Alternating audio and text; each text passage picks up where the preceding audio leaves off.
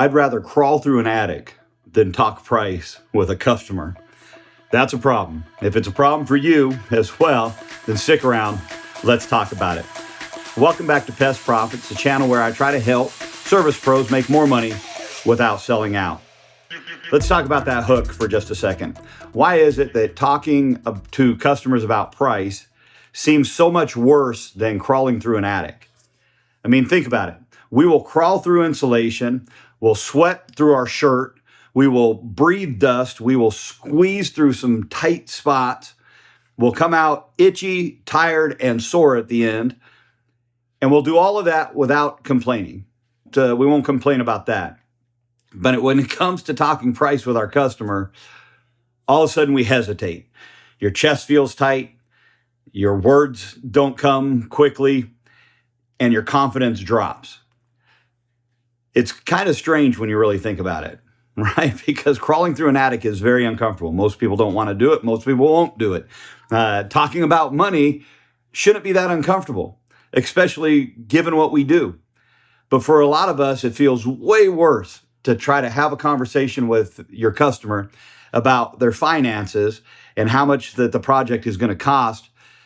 We would just rather get to it and crawl underneath the house. So today we're going to talk about why.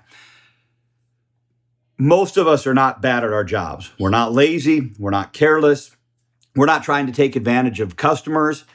We work very hard. We show up on time. We care about doing things the right way.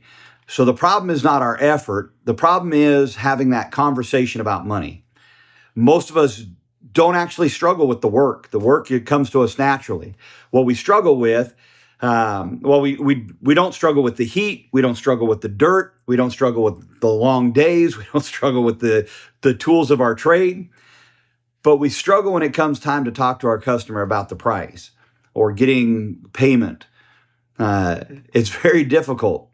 We do all of these things, but when it comes time to say that price out loud, it's really difficult.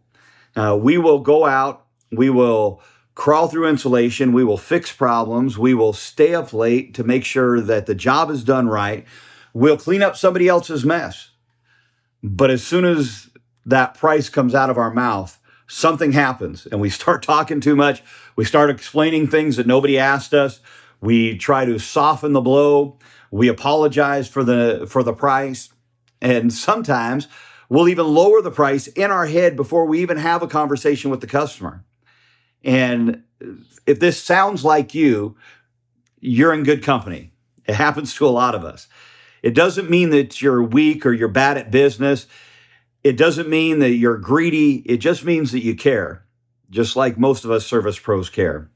Most of us feel weird about talking to money because we don't want to seem pushy. And we think in our heads, we're thinking to ourselves, we don't want to pressure them. We don't want to feel weird about sales and being salesy about it.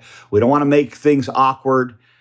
So instead of taking control of the conversation when it comes to price, we kind of avoid it.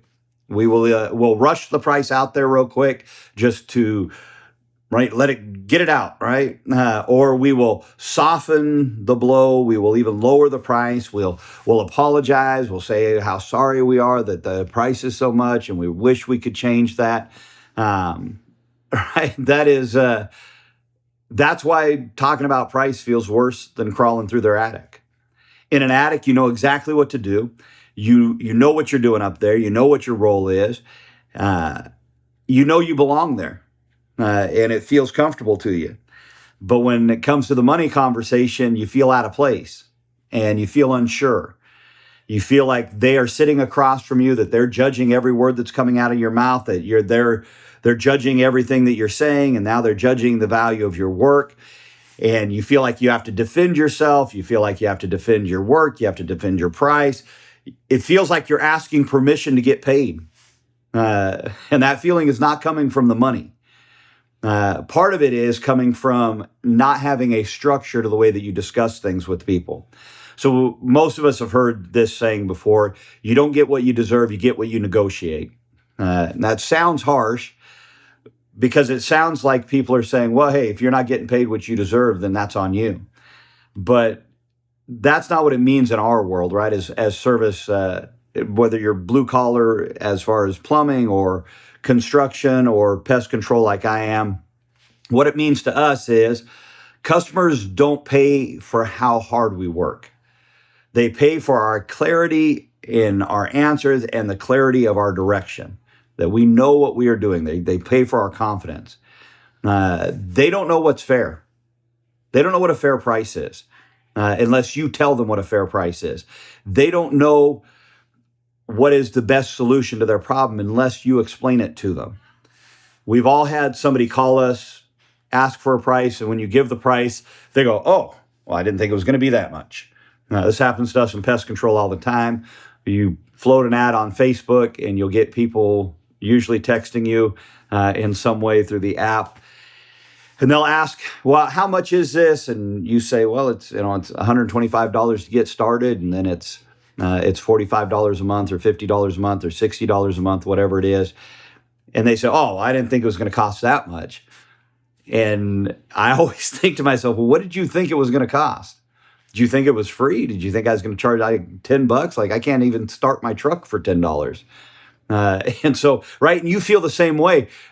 Obviously, that's not the way that we respond to our customers, but you should feel good about feeling that way. You do deserve to be paid for the work that you're doing. And so, but we have to explain that to our customers very often. Your customer is not an expert in whatever it is you do. My customers are not experts in pest control or pricing pest control. They do not know how the problem that they have. They don't know how it came about. They don't know why it keeps coming back. They don't know the difference between a quick fix and a real solution. They only know what they see right in front of them. And so if you don't help them to decide what is best, they will choose the simplest thing, and the simplest thing tends to be the cheapest price. And so they will say, look, just make it go away. And right, some bum will come in there and undercut you and do a poor job and make it seem like the problem went away when the reality is it didn't. It's happened to all of us in the service industry. So listen, price-only choices always lead to problems. What happens is the work gets rushed because you're not getting paid what you feel like you deserve. The problem comes back because you didn't do a good job because you didn't feel like you were getting paid what you deserved. The callbacks increase because the problem comes back because you didn't get paid what you think that you deserve. And everyone in this situation is frustrated. You're frustrated because you didn't get paid what you thought you deserved. They're frustrated because they don't feel like they got what they paid for. And so everybody is disappointed in that situation. That's why the goal is not sell harder, sell better. The goal is to be more confident in your ability to lead them to the right decision and your leadership. There's another quote that's pretty well known in business. It goes like this: price is what you pay, value is what you get. And our job is not to defend our price. Our job is to explain the value. There's another rule in sales that says a confused buyer will always say no, because confusion creates fear, and fear creates delay, and delay creates an opportunity to price shop. And that's what customers tend to do. So clear confidence will remove that fear and will lead them to the right decision. So let's talk about why money and talking about money feels so uncomfortable. I think there's two reasons for that. One is the tone. Money feels weird when you don't sound sure about your price. Then it's going to sound weird to them too. So you end up saying things like, if you want, it's up to you. Let me see what I can do. Let me see if I can try to make it cheaper for you. All of those words are chipping away at their perception of your confidence. And it makes you sound like you're asking them for permission to get paid to solve their problem. And people don't trust that. People never trust unsure leaders. Nobody wants a president who says, well, I'm not sure. Nobody wants to follow a boss who says, well, let's see what happens. Nobody wants to follow that kind of thing, right? We don't want to follow people who make brash decisions and wrong decisions, but we don't want to follow people who are unsure about the direction. Because if they're unsure about the direction, I'm unsure about whether I should follow them. And your customers feel the same way. People just don't trust leaders who are not sure. The second reason that talking about money feels so weird is the way it's structured. It feels weird when you float one price to them. You say, here's the option. That's not an option, right? Saying, well, what, you can't make a decision on one option.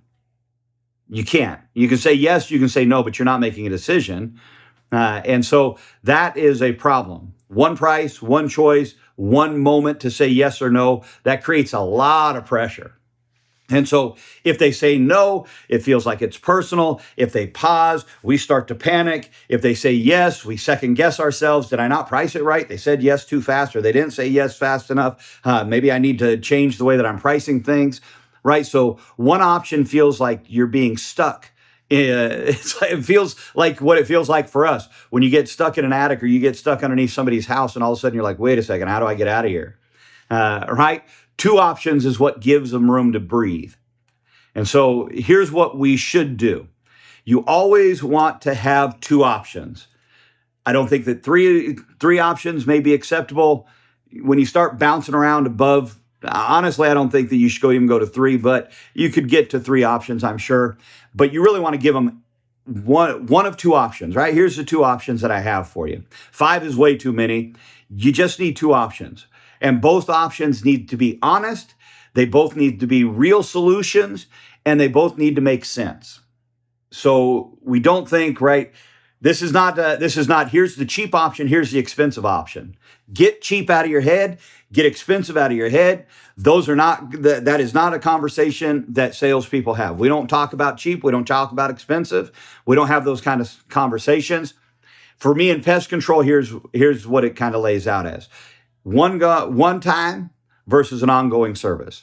Here's your options. I can do a one-time service for you, or I can do an ongoing service for you. I can do a one-time service. That covers you for 30 days. At the end of that 30 days, if the problem comes back, it would be a new charge. Or we can do an ongoing service, and we can get you started today on that, where we come back on a reoccurring basis and make sure that your problem stays under control. Listen, you are not asking them if they want help. You're standing in front of them literally because they called you for help. They need a solution. They need to know how to fix this. That's why you're there. So if you're there for that, men, come in there with some confidence. They've already called you. They're already asking you how they can fix the problem. They're already asking you how much it's going to cost them. Men, walk into that thing with some confidence. So listen, we're not asking them for permission to solve their problem. We're asking them how they want to handle their problem. Right? That one little shift will help to remove most of that pressure. So let's talk about option B, right? For them. Listen, option A is real simple. For us in pest control, it's a one-time service.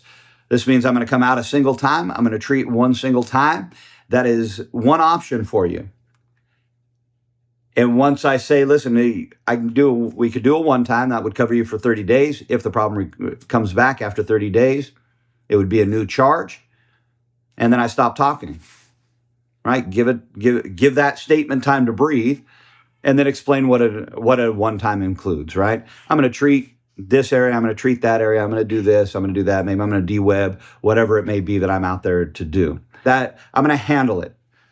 This is going to handle what you're seeing right now, but if I'm honest, it's not going to necessarily keep it from coming back. It might. It happens for some people, but listen, I'm not sure. And then we're honest, right?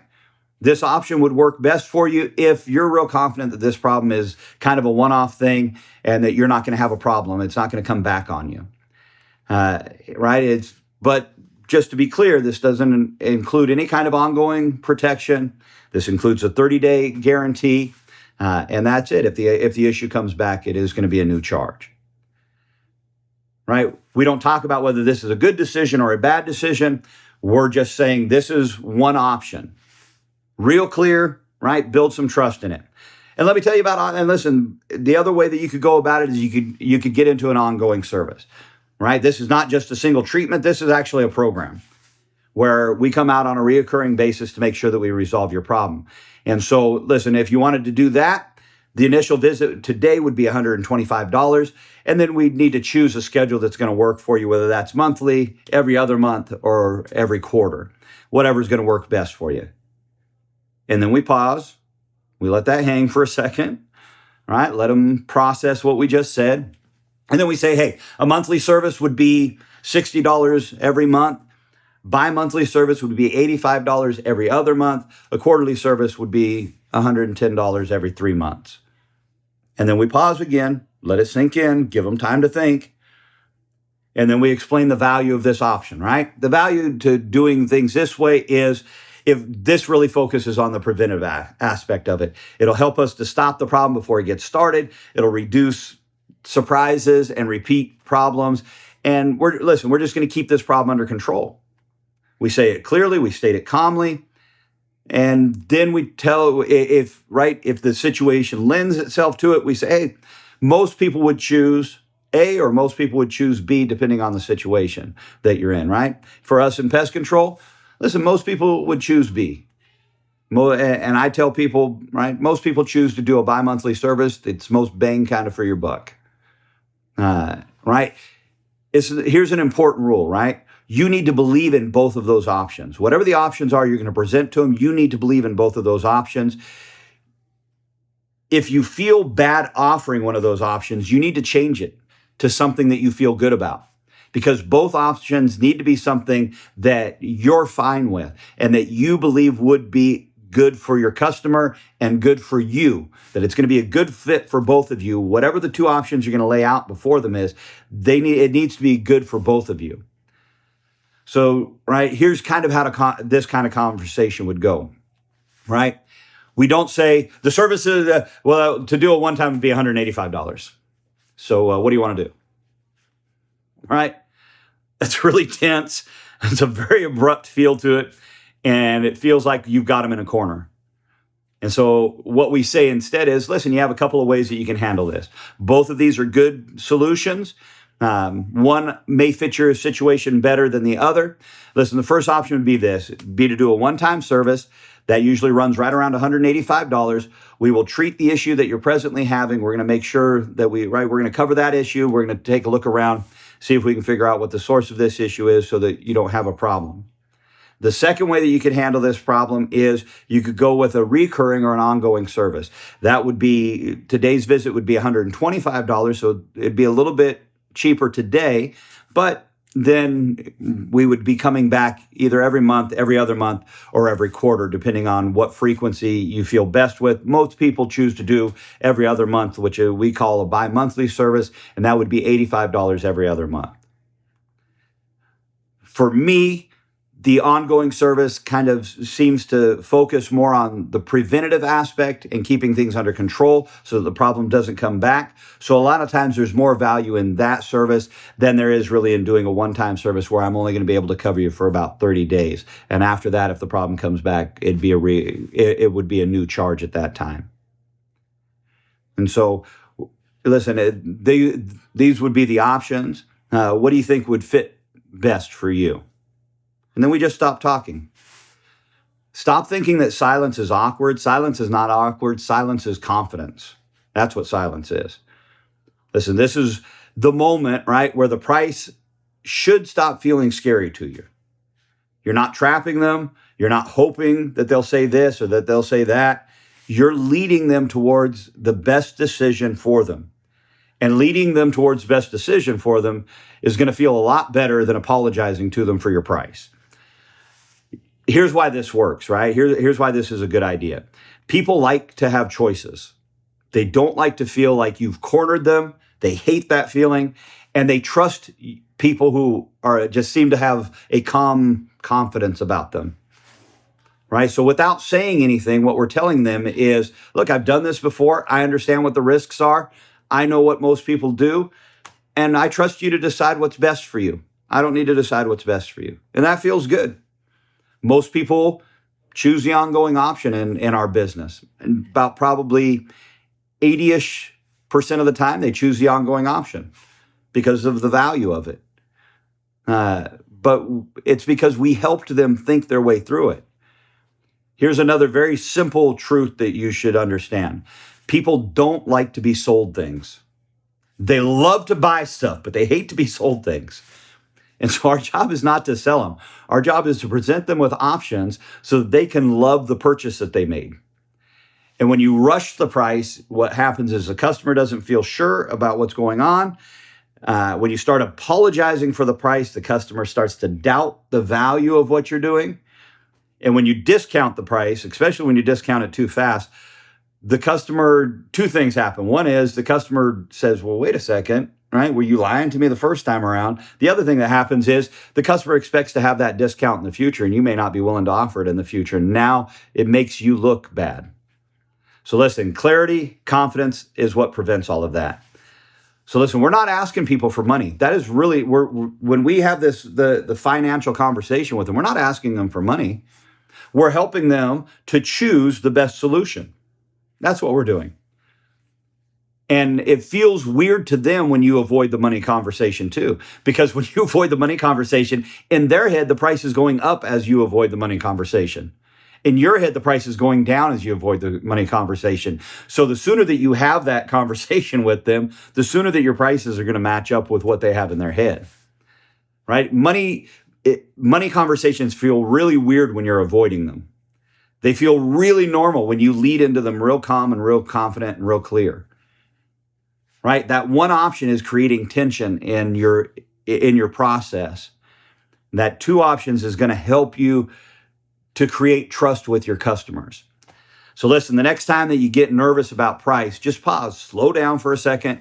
Remember, you crawl through attics. You crawl underneath people's houses for a living. You do things that most people are not willing to do. If you're a plumber, man, you've been right shoulder high in stuff that people don't even want to talk about.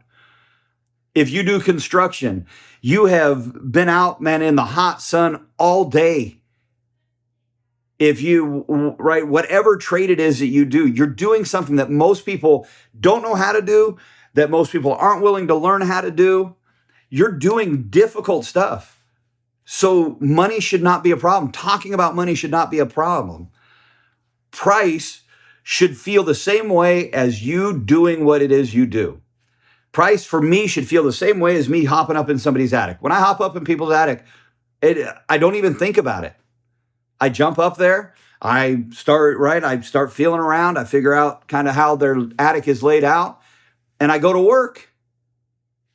Giving somebody a price should feel that exact same way. Listen, I'm not telling you that I've got this down. I'm telling you, I'm working on this too. That's the way the price should feel to me. You're not getting paid for how hard you're working. You're getting paid for how clearly they understand your value. And that comes from you leading them to that understanding.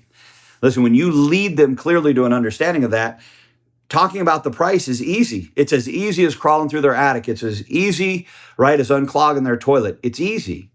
Listen, if this helped you, here's what I would like for you to do, right? The next time that you say your price, just slow down. Don't apologize for it. Give a clear option, right? Give them clear options. Let the customer decide what they want to do. That one little shift should save you some stress, should save you some time, and hopefully it'll make you some more money.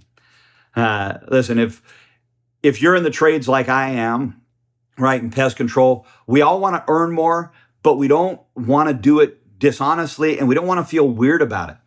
And that's what I'm creating this podcast, this channel for. All right, so listen, hit like so more service professionals will find this. Subscribe to Pest Profits for real talk about money and how to help your customers understand your value. And if you know someone who panics every time that the conversation about money comes up, then send them this video. Maybe it'll help them out. So I'll see you on the next one. Have a great day.